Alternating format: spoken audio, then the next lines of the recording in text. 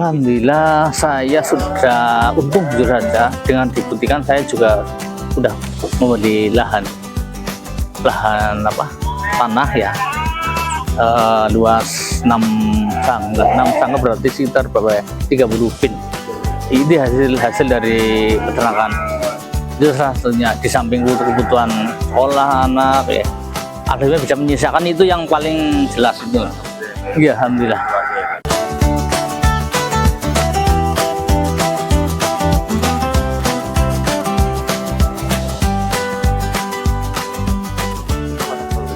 Waalaikumsalam warahmatullahi wabarakatuh. Dengan Bapak siapa? Pak Daryanto. Daryanto. Ini alamatnya di daerah mana ya, Pak? Di Desa Langosari, RT 1 RW 2, Kecamatan Cilong, Banyumas. Di sini ternak kambing jenis apa nih, Pak? Ini jenis domba, spesialis domba. Domba lokal, ya ada yang korsingan juga ada nih. Oh, impor juga, Pak. Yang Kalau impor dari mana, Pak? oh, mas bukan impor, korsingan. Artinya sudah disilang-silang. Oh, sama lokal. Ya, misalnya merino, cross merino dengan lokal, kemudian dumer dengan lokal seperti itu. Alhamdulillah. Ya, nanti ada genetik yang cukup bagus seperti ini. Nah, ini kan silang. Iya, ini dari cross merino sama lokal. Itu yang di sebelah sana juga ada itu kan. Perbedaannya ini ya, Pak ya, dari segi warna ya, Pak? Bukan, dari segi posturnya. Biasanya dari wajahnya kelihatan dia agak bogem besar. Kelihatan sekali. Kelihatan. Oh, lebih gemuk daripada lokal ya, Pak? Betul, seperti ini juga Garut ini. Ini Garut, disilang nggih, disilang dengan lokal. Ini tanduknya masih kelihatan Garut banget. Cuman sudah disilang. Iya, tapi rata-rata kebanyakan lokal. Karena pasar di sini memang istilah pasarnya rata-rata pembeli customer saya itu rata-rata lokal. Jadi yang harga ekonomis lah untuk akikah kurban itu di bawah 3 juta bisa. Masih, iya, nah itu, iya, itu pasarnya di sini memang seperti itu sih. Kalau domba-domba impor seperti apa dorper itu di sini malah kurang laku. Kenapa, Pak? Kalau terlalu mahal. Oh, jadi mahal ya, Pak? Mahal untuk kurban rata-rata mencari yang 3 jutaan lah. Kalau akikah 2,5 juta, 2 juta bahkan itu bisa melayani. Tapi kalau jenis domba impor nanti paling misalkan beli cukup satu hanya sekedar untuk genetiknya aja, nanti untuk disilang. Kalau dikhususkan kurang laku malah terlalu mahal nanti. Gak apa-apa, yang penting diperbanyak kalau bisa sebenarnya ya. Pak, ceritanya gimana ya, Pak, awal, Pak? Boleh, Pak, diceritakan, Pak? Kenapa tertarik sama domba? Ya, sebenarnya saya tuh dari kecil memang di desa sih lah ya. Hanya saja dulu itu kan untuk daerah Banyumas memang jenis kambing Jawa Rendu. Lah cuman di tahun 2020 kesini kan domba lebih ngetren. Itu ada fattening domba yang istilah pasar ternyata lebih membutuhkan daging domba. Untuk sate terutama itu kan banter banget. Lah akhirnya saya terjun ke jenis domba. Perawatan juga lebih mudah. Terusan dari pola pakan, dari cara pernak-perniknya cukup banter.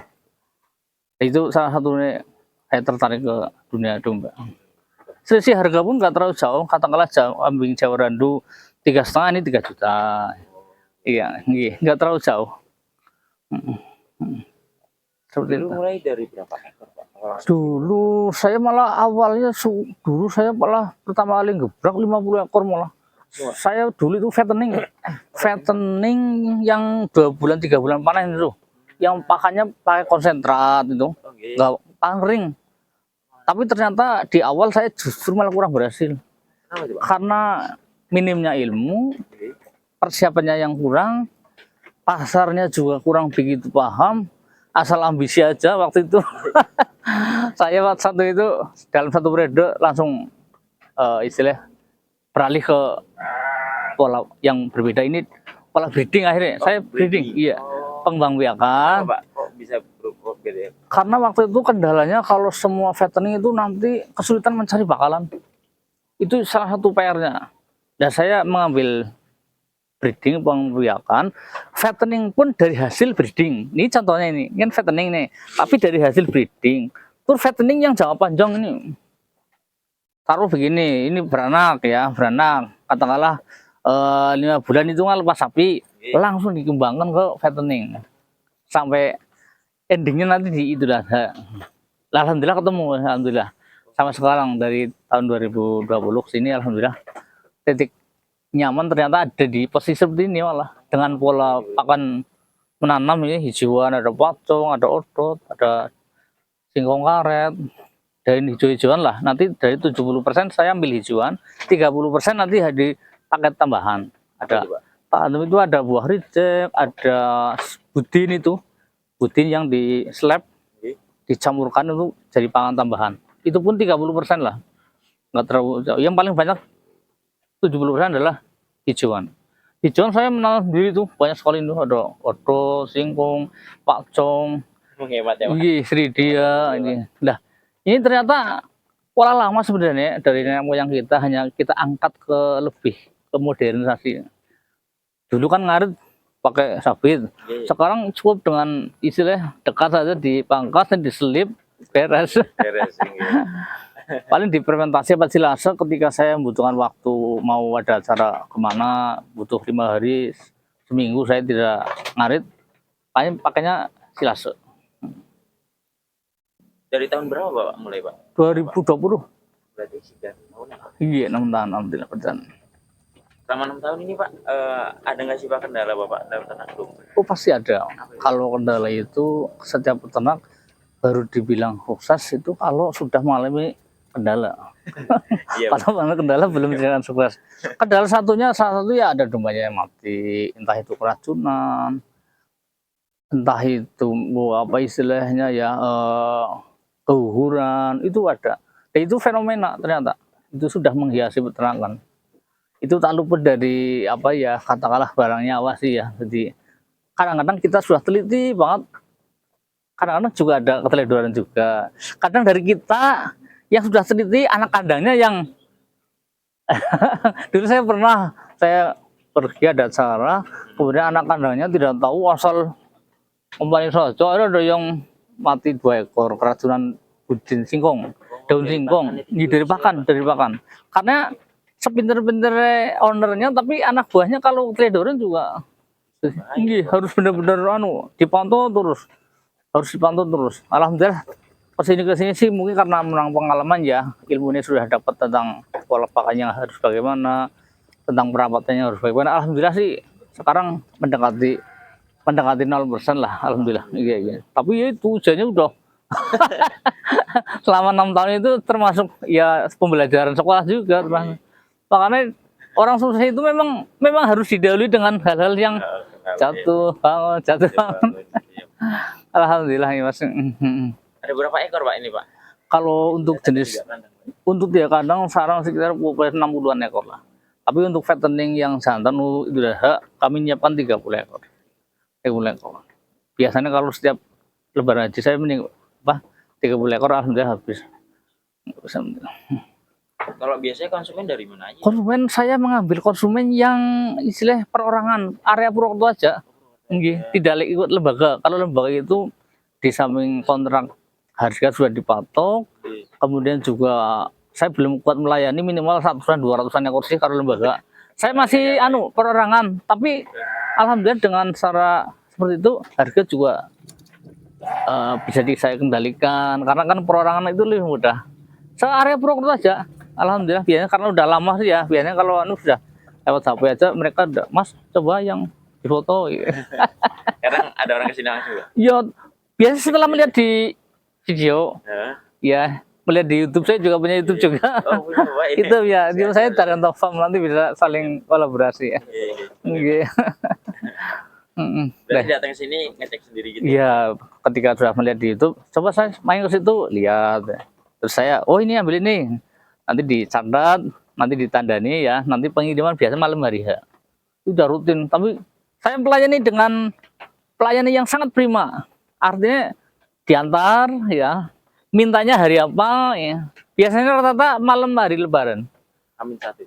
H-1 malamnya saya keliling ke Purwokerto, menjelang subuh udah rampung, domba udah keluar semua. Takbirannya biasanya sebentar karena harus keliling sih. Semuanya coba. Iya, alhamdulillah. Oke Pak, dari facting tadi Pak? Apa Pak? Fattening. Fattening sama breeding ya Pak ya? Itu lebih untung mana Pak? Kalau Bapak Dua-duanya. Oh, dua-duanya. Dua-duanya breeding. Kalau breeding tidak ada fatteningnya juga kurang berhasil. Fattening saja tanpa breeding juga nanti bagaimana mau mencetak. Itu kan hasil dari pencetakan itu. Iya. Pengembang biakan, breeding kan beranak. Iya. Lah disambung dengan pengembang pengemukan. Nah ini salah satunya ini. Ini dari hasil breeding ya, hasil breeding. Kalau hasil breeding saya nggak dijual, langsung dikembangkan terus. Jualnya nanti di ending di itu iya, momen yang paling baik ternyata di itu ada. Lainnya nggak ada. Berapa lama Pak prosesnya? Prosesnya minimal kalau masuk kurban itu kan minimal 1 tahun. 1 tahun minimal. Jadi minimal 1 tahun. Jadi kita harus pintar ngatur ya, untuk 1 tahun nanti kita untuk dalam 1 tahunnya harus bisa memanage lah ya. Oh, iya. Agar kita per bulan dapat berapa sih? Anak kandang berapa, sewa lahan berapa itu harus. Ya alhamdulillah yang penting kita bisa pintar ngaturnya lah. Yang penting bisa ngatur manajemennya. Semuanya bisa ada pembukaannya lah insya Allah. Manajemennya ya Pak. 1 hari ketemu berapa, 1 bulan ketemu berapa itu ada. Ya alhamdulillah lah ya. Ya yang jelas ya lumayan lah. Alhamdulillah. Oke Pak, dari 60 ekor sampai selama 6 tahun ini apa namanya? Untung atau rugi Pak? Alhamdulillah saya sudah untung jujur saja, dengan dibuktikan saya juga sudah membeli lahan tanah ya, luas 6 sangga berarti sekitar berapa ya, 30 pin. Ini hasil dari peternakan. Itu salah satunya, di samping kebutuhan sekolah anak ya, akhirnya bisa menyisakan itu yang paling jelas itu. Iya alhamdulillah. Oh iya alhamdulillah, iya itu. Alhamdulillah. Jadi memang kebetulan saya orang desa lah ya, kebetulan di sekitar sumber daya ternyata cukup dengan peternakan seperti pas. Karena ini daerah tanah tak ada hujan ini, itu cocok untuk jenis seperti ini. Justru malah kalau jenis padi itu yang balong tanah basah malah sulit malah. Iya, kalau tanah ini malah mudah mas. Iya. Ya, Pak, ya. Karena menghasilkan ini sih rebutan di sekeliling tangga juga ada panen singkong, ada panen kacang, ada panen. Itu kan hasil ramban. Iya, Nah ini pas banget nih. Oh, buat ternak juga. Nah iya itu. Ini yang saya maksud, alhamdulillah. Bapak ini sebagai latar belakangnya Pak selain dari ternak. Dulu saya dari kecil sebenarnya peternak ya. Terus di perjalanan waktu ketika saya sudah beristri ya, saya sempat meninggalkan peternak malah sekitar ada berapa tahun. Terus akhirnya saya kembali ke ternak lagi. Tapi saya memang posisinya kerja di pemerintahan. Ya, alhamdulillah di pemerintahan. Tapi habitatnya karena peternakan dari dulu dari kecil lebih. Akhirnya saya harus jangan sampai meninggalkan dunia peternakan. Alhamdulillah seperti ini. Apa yang membuat Bapak bertahan dari motivasi kegagalan Bapak ini Pak dalam peternakan? Ya motivasinya kan begini. Orang itu harus optimis. Satu ya. Jadi dengan kegagalan itu akhir saya bangkit untuk saya harus meraih apa yang saya kejar, apa yang saya cita-citakan. Itu salah satunya. Jadi kegagalan adalah awal dari kesuksesan. Itu prinsip saya sih. Ya, ternyata benar.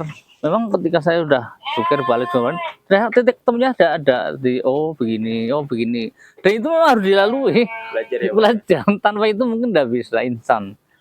Tidak ada orang sukses langsung duduk manis di singgasana, nggak ada. Ternyata memang benar-benar ya sudah prosesnya udah lama ya, 6 tahun ini kan. Makanya kalau dibilang peternak-peternak di Indonesia yang di posisi papan atas, insya Allah kami sudah paham. Karena apa? Kita ngefans dengan siapa sih? Lurus saya. Saya paham dari 78. Insya Allah semua ngalami ya. Ngalami. Bahkan kita saling kadang silaturahim. Tapi ke Purworejo saya belum. Pengen sebenarnya. Untuk pakan sendiri Bapak ini pakainya apa aja Pak? Pakainya yang 70% saya dari rumputan budidaya ya, ada odot, ada pacong, ada Itu gama umami salah satunya. Rambanya kita ambil dari singkong, singkong karet, singkong makan, kemudian liris hidai, kamal, kalau bahasa Indonesia kamal. Itu ramban-rambannya nanti dicampur mas, dicampur, diselip ya, dicoper, dicampur, dikasihkan. Dari berapa kali? Kalau pakan berarti 2 hari, dua kali. Tapi yang paling banyak nanti di sore.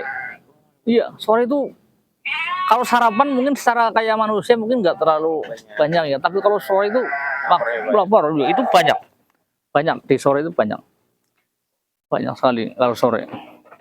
Kalau unggulan Bapak sendiri nih dari dombanya ini apa aja Pak unggulannya Pak ya? Keunggulan apa? Dari dombanya Bapaknya yang dipelihara.